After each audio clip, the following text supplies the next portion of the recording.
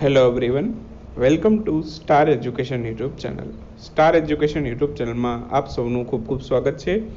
આજનો જે વિડીયો છે એમાં આપણે ચર્ચા કરશું 17મી સપ્ટેમ્બરના તમામ મહત્ત્વના કરંટ અફેર. ડેઇલી માત્ર 10 મિનિટની અંદર દિવસના જે પણ કઈ અગત્યના કરંટ અફેર હોય છે જે તમારી પરીક્ષા માટે મહત્વપૂર્ણ હોય છે તમામ કરંટ અફેર માત્ર 10 મિનિટમાં કવર કરી લઈએ છીએ. ટેલિગ્રામ ચેનલમાં જોડાઈ શકો છો. માત્ર સ્ટાર એજ્યુકેશન લખી ટેલિગ્રામમાં સર્ચ કરશો એટલે આ પ્રકારે ટેલિગ્રામ ચેનલ મળી જશે. તમામ ઓફિશિયલ અપડેટ તમને ટેલિગ્રામ ચેનલમાં મળતી રહેશે. શરૂ કરશું આજનો વિડીયો 17મી સપ્ટેમ્બરના કરંટ અફેર. સૌથી પહેલો ક્વેશ્ચન આજના વિડીયોમાં, હાલમાં જ વર્લ્ડ પેશન્ટ સેફ્ટી ડે આની ઉજવણી ક્યારે કરવામાં આવેલી? તો એકચ્યુઅલમાં આજે જ ઉજવાય છે વર્લ્ડ પેશન્ટ સેફ્ટી ડે. 2019થી આની શરૂઆત થઈ હતી અને દર વર્ષે આપણે 17મી સપ્ટેમ્બરનો જે દિવસ છે એ વર્લ્ડ પેશન્ટ સેફ્ટી ડે તરીકે ઉજવીએ છીએ. પેશન્ટની સેફ્ટી ખૂબ જ જરૂરી છે, તો એ બાબત પ્રત્યે જાગૃતતા ફેલાવવા માટે થઈને આપણે આ દિવસ ઉજવીએ છીએ 17મી સપ્ટેમ્બરે. ઓકે, આ વખતની થીમ શું છે? તો 2021 માટે વર્લ્ડ પેશન્ટ સેફ્ટી ડેની થીમ છે safe maternal and newborn care. Safe maternal અને ન્યૂબોર્ન કેર. ઓકે, અને એક સ્લોગન પણ રાખવામાં આવેલું છે WHO દ્વારા. એકચ્યુઅલમાં WHO આની ઉજવણી કરે છે, તો WHO આનું એક સ્લોગન રાખેલું છે act now for safe and respectful child birth. બરાબર, તો આ બે વસ્તુ આમાંથી યાદ રાખશો, એક સ્લોગન અને એક થીમ. ઓકે, જો થીમ પૂછે ને આ વસ્તુ ઓપ્શનમાં ના હોય તો તમે આ પણ ટીક માર્ક કરી શકો છો. બરાબર, અને સૌપ્રથમ વખત છે આ દિવસની ઉજવણી કરવામાં આવેલી હતી 2019માં. બરાબર, બાકી WHO દ્વારા આ દિવસ ઉજવાય છે. હાલમાં જ ગુજરાત રાજ્યનું નવું મંત્રીમંડળ જાહેર કરવામાં આવેલું છે. આ નવા મંત્રીમંડળમાં ગુજરાતના શિક્ષણ મંત્રી કોણ બન્યું? તો હાલમાં જ ગુજરાતનું નવું મંત્રીમંડળ જાહેર થઈ ગયું છે. ગઈકાલે જ સાંજે જાહેર થયેલું હતું. તો આ નવા મંત્રીમંડળમાં આપણા ગુજરાત રાજ્યના નવા શિક્ષણ મંત્રી બન્યા છે જીતુભાઈ વાઘાણી. તો ઓપ્શન સી આપણો આન્સર થશે. હાલમાં જ જીતુભાઈ વાઘાણી છે એ નવા શિક્ષણ મંત્રી બનેલા છે. તો હવે આજે આપણે ગુજરાતના મંત્રીમંડળ વિશે જેટલા પણ કેબિનેટ કક્ષાના મંત્રીઓ છે એ તમામ કેબિનેટ કક્ષાના મંત્રીઓ આપણે ચર્ચા કરશું. બરાબર, રાજ્ય કક્ષાના જે મંત્રીઓ છે ઓકે એ એટલા મહત્વના નથી. ગુજરાતના જે કેબિનેટ કક્ષાના મંત્રી છે, બે વસ્તુ હોય, એક તો ગુજરાતના કેબિનેટ કક્ષાના મંત્રી, એવી જ રીતે ગુજરાતના રાજ્ય કક્ષાના મંત્રી. ઓકે, જેમ કેન્દ્રમાં કેમ કેબિનેટ મિનિસ્ટર હોય અને એક રાજ્ય કક્ષાના પણ મંત્રીઓનું લિસ્ટ આપવામાં આવતું હોય છે. બરાબર, તો દરેક મંત્રાલયમાં રાજ્ય કક્ષાના મંત્રીઓ પણ હોય છે અને કેબિનેટ મંત્રી પણ હોય છે. સિમિલરલી અહીંયા પણ એવું જ હોય છે. ગુજરાત રાજ્યની અંદર કેબિનેટ મંત્રીઓ પણ હોય અને પાછા રાજ્ય કક્ષાના પણ મંત્રીઓ હોય, મિનિસ્ટર ઓફ સ્ટેટ કહીએ અને આપણે. બરાબર, તો આપણે માત્ર જે ફોકસ કરવાનું છે એ કેબિનેટ મંત્રીઓ પર કરવાનું છે, કેમ કે મોસ્ટલી જે ક્વેશ્ચન આવે એ કેબિનેટ મંત્રીઓમાંથી આવે અને એક બાકી સ્વતંત્ર હવાલો સોંપેલો છે એમના ઉપરથી આવે, પણ એ આપણે આવતીકાલના વિડીયોમાં ચર્ચા કરશું. આજે માત્ર કેબિનેટ મંત્રીઓ યાદ રાખશું. તો સૌથી પહેલાં ભૂપેન્દ્રભાઈ પટેલ જે આપણા ગુજરાતના મુખ્યમંત્રી બનેલા છે, એમને કયા કયા ખાતા સોંપેલા છે? અહીંયા મંત્રાલય પૂછે, વિભાગ પૂછે કે વિષય પૂછે? ઓકે, તો આન્સર એક જ આવશે. બરાબર, અહીંયા જે મંત્રાલય ફાળવેલા છે, જે વિષયો ફાળવેલા છે અથવા તો જે વિભાગો ફાળવેલા છે એમ પણ કહી શકો, એ તમારી સામે અહીંયા અવેલેબલ છે. તો જે ગુજરાતના મુખ્યમંત્રી છે આપણા નવા ભૂપેન્દ્રભાઈ પટેલ. ઓકે, ચાલો પ્રશ્ન તમારા માટે, આ કેટલામા નંબરના મુખ્યમંત્રી છે? ઓકે, એ તમારે મને કહેવાનું છે કોમેન્ટમાં. તો ભૂપેન્દ્રભાઈ પટેલને સામાન્ય વહીવટ વિભાગ સોંપેલો છે, વહીવટી સુધારણા અને આયોજન સોંપેલું છે, ગૃહ અને પોલીસ હાઉસિંગ સોંપેલું છે, માહિતી અને પ્રસારણ, ત્યારબાદ પાટનગર યોજના, શહેરી વિકાસ અને શહેરી ગૃહ નિર્માણ, ઉદ્યોગ, ખાણ અને ખનિજ, નર્મદા બંદરો, તમામ નીતિઓ અને અન્ય કોઈપણ મંત્રાલયને ફાળવેલી ન હોય એવે તમામ વિષયો. તો આટલી બાબતો છે એ ભૂપેન્દ્રભાઈ પટેલ હેઠળ આવે છે. એ પછી બીજા જે મંત્રી છે એમનું નામ છે રાજેન્દ્ર ત્રિવેદી. એમને કયા કયા વિભાગ સોંપેલા છે? તો એમને સોંપેલું છે એક તો મહેસૂલ, આપત્તિ વ્યવસ્થાપન, કાયદા અને ન્યાય, વૈધાનિક અને સંસદીય બાબતો, તો એટલા એમને સોંપેલા છે. ઓકે, પ્રશ્ન પૂછી શકે કાયદા મંત્રી કોણ છે, તો રાજેન્દ્ર ત્રિવેદી. એ પછી જીતુભાઈ વાઘાણી, એમને શિક્ષણ, ઉચ્ચ શિક્ષણ, ટેકનિકલ શિક્ષણ અને વિજ્ઞાન અને ટેકનોલોજી. તો વિજ્ઞાન અને ટેકનોલોજી, પછી ટેકનિકલ શિક્ષણ, ઉચ્ચ શિક્ષણ અને શિક્ષણ, આટલા તમામ મંત્રાલય અથવા તો તમામ વિષયો અથવા તો તમામ વિભાગો છે એ જીતુભાઈ વાઘાણીને સોંપેલા છે. એ પછી આવે છે ઋષિકેશ પટેલ, એમને આરોગ્ય અને પરિવાર કલ્યાણ છે વિભાગ સોંપેલો છે, આરોગ્ય અને પરિવાર કલ્યાણ વિભાગ. તબીબી શિક્ષણ પણ એમને સોંપેલું છે, જળ સંપત્તિ અને પાણી પુરવઠો. બરાબર. જો શિક્ષણ મંત્રીમાં ખાસ યાદ રાખજો, શિક્ષણ, ઉચ્ચ શિક્ષણ અને ટેકનિકલ શિક્ષણ એ જીતુભાઈ વાઘાણી હેઠળ છે, પણ જો તબીબી શિક્ષણ પૂછે તો ઋષિકેશ પટેલ. એટલે આ જ્યારે ઓપ્શન તરીકે આપે ને ત્યારે આમાં ઋષિકેશ પટેલનું પણ નામ હશે. તબીબી શિક્ષણમાં કોણ છે એવી રીતે પૂછે તો ઋષિકેશ પટેલ અને જીતુભાઈ વાઘાણી બંનેના નામ હશે, એમાં ખાસ મોટા ભાગના ભૂલ કરીને આવશે. એ પછી આવે છે પૂર્ણેશ મોદી, મકાન અને માર્ગ, વાહન વ્યવહાર, નાગરિક ઉડ્ડયન, પ્રવાસન અને યાત્રાધામ વિકાસ, આટલી બાબતો છે એ પૂર્ણેશ મોદી હેઠળ આવે છે. રાઘવજીભાઈ પટેલ એ કૃષિ, પશુપાલન અને ગૌ સંવર્ધન મંત્રી છે. કનુભાઈ મોહનલાલ દેસાઈ એ નાણાં, ઉર્જા અને પેટ્રોકેમિકલ્સ મંત્રાલયના મંત્રી છે. શ્રી કિરીટસિંહ જીતુભાઈ રાણા અથવા તો કિરીટસિંહ રાણા, વન, પર્યાવરણ, ક્લાઇમેટ ચેન્જ અને છાપકામ તેમજ સ્ટેશનરી, એટલા વિભાગો એમને સોંપેલા છે. નરેશભાઈ પટેલ આદિજાતિ વિકાસ, અન્ન અને નાગરિક પુરવઠો તેમજ ગ્રાહક સુરક્ષાના વિષયો એમને ફાળવેલા છે. પ્રદીપસિંહ ખનાભાઈ પરમાર અથવા તો પ્રદીપસિંહ પરમાર એ સામાજિક ન્યાય અને અધિકારિતા મંત્રી છે. અર્જુનસિંહ ચૌહાણ એ ગ્રામ વિકાસ અને ગ્રામ ગૃહ નિર્માણ મંત્રી છે. તો કુલ એટલી બાબતો યાદ રાખવાની હતી એમાંથી. બાકી આગળ વધતા પહેલાં છે તમને એક નાનકડી એનાઉન્સમેન્ટ તમારા માટે છે. આપણે હાલમાં જ લેટેસ્ટ ઓગસ્ટ મહિનાની મંથલી મેગેઝિન પબ્લિશ કરી છે, જેની પ્રાઇસ ₹30 છે, બાકી જુલાઈની ₹20 છે. તો ઈ મેગેઝિન છે એની નવી પ્રાઇઝો આપણે ડિક્લેર કરી હતી 15 ઓગસ્ટે, તે મુજબ હવે આપણી નવી ઈ મેગેઝિનની પ્રાઇસ લાગુ રહેશે. નવી ઈ મેગેઝિનની પ્રાઇસ પ્રમાણે પીડીએફ સબસ્ક્રિપ્શનની પ્રાઇસ ₹350 છે, વેલિડિટી 1 વર્ષની છે, પણ અત્યારે ડબલ વેલિડિટી ઓફર ચાલે છે. તો તમે આ ડબલ વેલિડિટી ઓફરના પીરિયડની અંદર છે તમે સ્ટાર એજ્યુકેશનનું પીડીએફ સબસ્ક્રિપ્શન લઈ શકો છો. 1 વર્ષની જગ્યાએ તમને 2 વર્ષની વેલિડિટી આપવામાં આવશે. પ્રાઇસ સેમ રહેશે પણ વેલિડિટી મળશે 2 વર્ષની. ઓકે, તો લાભ લેવો હોય આ ઓફરનો તો લઈ શકો છો. ડિસ્ક્રિપ્શનમાં પીડીએફ સબસ્ક્રિપ્શન માટે પણ લિંક છે. બાકી આ ઈ મેગેઝિન પરચેસ કરવી હોય તો એની પણ મંથલી ઈ મેગેઝિનની લિંક છે, ત્યાંથી તમને તમામ ઈ મેગેઝિનના પેજ મળી જશે, ત્યાંથી તમે ઓર્ડર કરી શકો છો. બરાબર. તો અત્યાર સુધીમાં આપણે જાન્યુઆરીથી લઈ અને ઓગસ્ટ સુધીના તમામ અંક પબ્લિશ કરેલા છે. સપ્ટેમ્બર મહિનો પૂરો થશે એટલે સપ્ટેમ્બરનો પણ અંક ટાઈમસર આવી જશે. ચાલો, એ પછી છે સનસેટ ટીવીનું લોન્ચિંગ કોના દ્વારા કરવામાં આવેલું છે, તો સનસેટ ટીવીનું લોન્ચિંગ છે નરેન્દ્રભાઈ મોદીએ કરેલું છે. વેંકૈયા નાયડુ પણ એમની સાથે ઉપસ્થિત હતા અને ઓમ બિરલા પણ ઉપસ્થિત હતા. તો આન્સર આવશે ઉપરના તમામ. ત્રણેય મળીને આનું લોન્ચિંગ કરેલું છે સનસેટ ટીવીનું. પણ એક વ્યક્તિનું જ નામ આપેલું હોય, બીજા બે આની સાથે સંબંધ ના ધરાવતા, મીન્સ કે બીજા બે ઓપ્શનમાં વેંકૈયા નાયડુ, ઓમ બિરલાનું નામ હોય જ નહીં, તો પછી પરાણે ઉપરના તમામ નહીં લખવાના, તો પછી નરેન્દ્રભાઈ મોદી લખવાનું. ઓકે, તો ઓમ બિરલા અને વેંકૈયા નાયડુ એ પણ એમની સાથે ઉપસ્થિત હતા આ લોન્ચિંગ સમારોહમાં. સનસેટ ટીવીનું લોન્ચિંગ કરેલું. અગાઉ પણ આપણે ચર્ચા કરી ગયા છે કે રાજ્યસભા ટીવી અને લોકસભા ટીવી એનું મર્જર કરીને આ સનસેટ ટીવીનું નિર્માણ કરવામાં આવેલું છે. જીપીએસસીમાં પૂછાઈ ગયો છે, બીજી વાર પણ આવી શકે છે. બરાબર.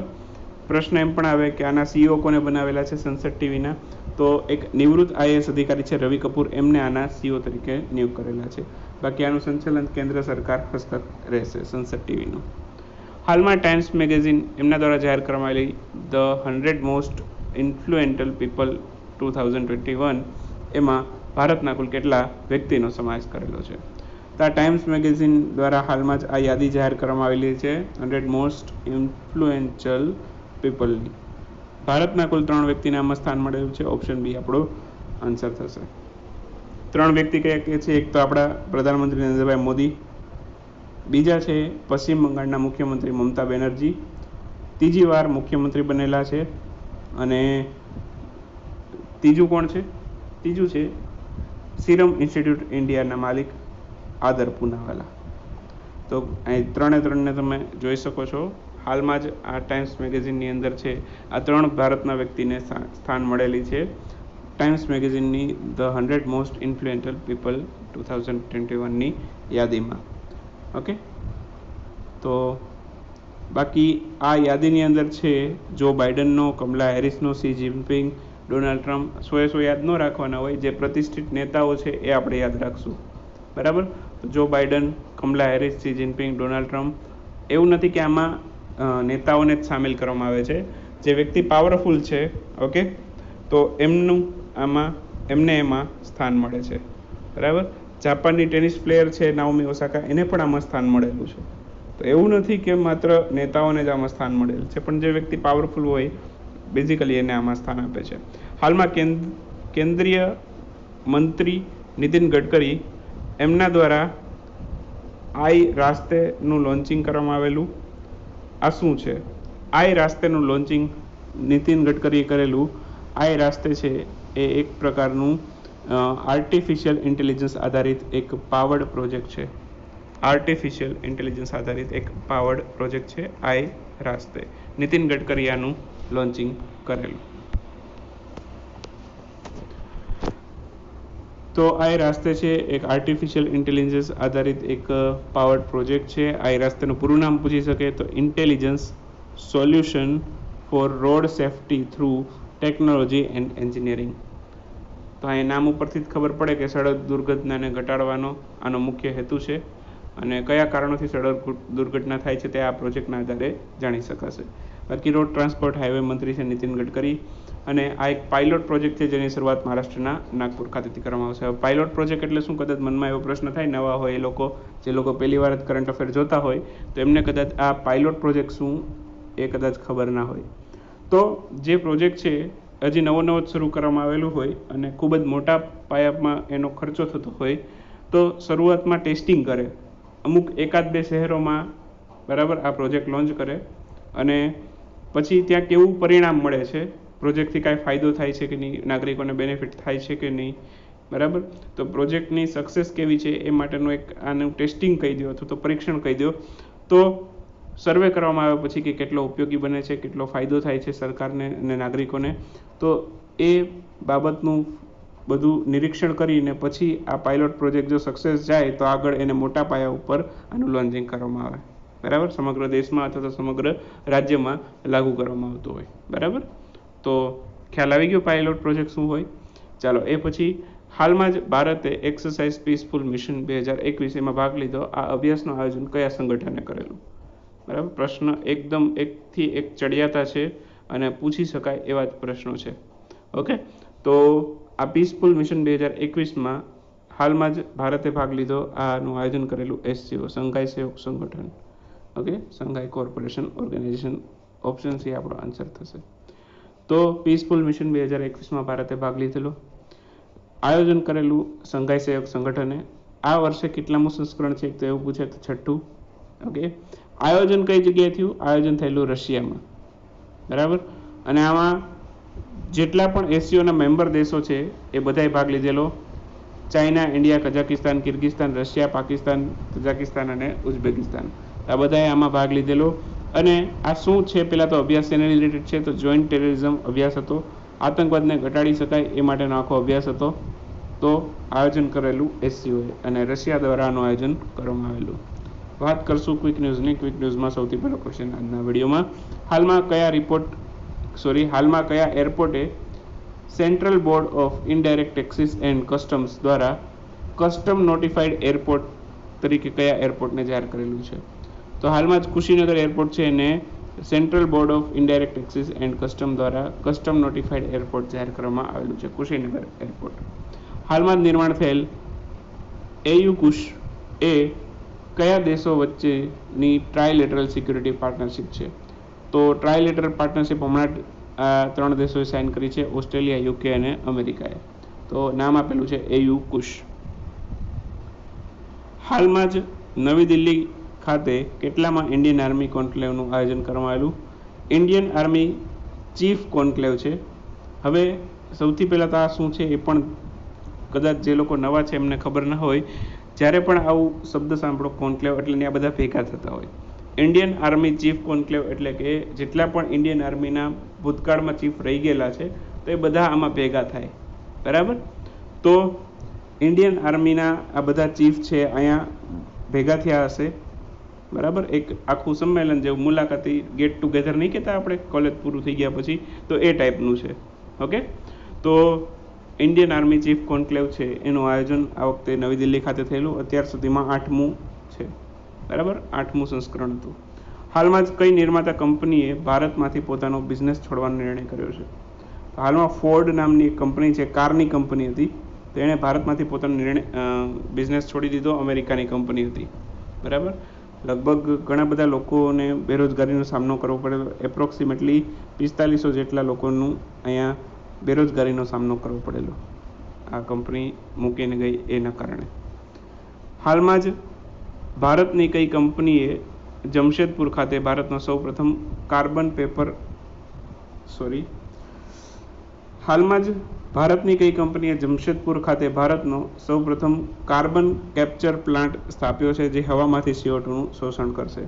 એક આવો જ એક પ્લાન્ટ સ્થાપેલો હતો જે હવામાંથી CO2નું શોષણ કરતું હતું. આઇસલેન્ડ દ્વારા સ્થાપવામાં આવ્યો હતો, બરાબર. દેશનું નામ પૂછે તો આઇસલેન્ડે સૌથી પહેલાં આવું કરેલું. પછી ભારતમાં કયું પહેલાં કરેલું, કોણે પહેલાં કરેલું આવું એમ કે તો ટાટા સ્ટીલ નામની કંપનીએ. તો આન્સર આવશે ટાટા સ્ટીલ.